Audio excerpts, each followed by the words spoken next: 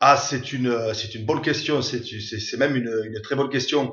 Le point positif, c'est qu'il y a encore dimanche prochain et le dimanche d'après pour se prouver que qu'on ne vaut pas ce match et que les joueurs valent mieux que ce 38-16 à domicile devant le champion de France, devant quand même Toulouse qui a formidablement bien joué, qui est une très très belle équipe, mais ça on le savait déjà. Non, les yeux sont tournés maintenant sur le match de dimanche prochain et ce derby contre les Ignats Domecq.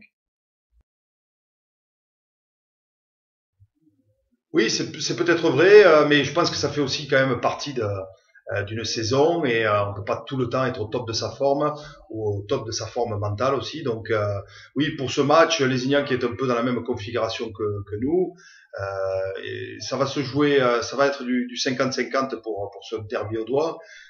Ce qui est tout à fait intéressant, cette poule des As est vraiment très intéressante. Il faut une victoire à l'une ou l'autre des équipes, donc ça va être un match très accroché, je pense.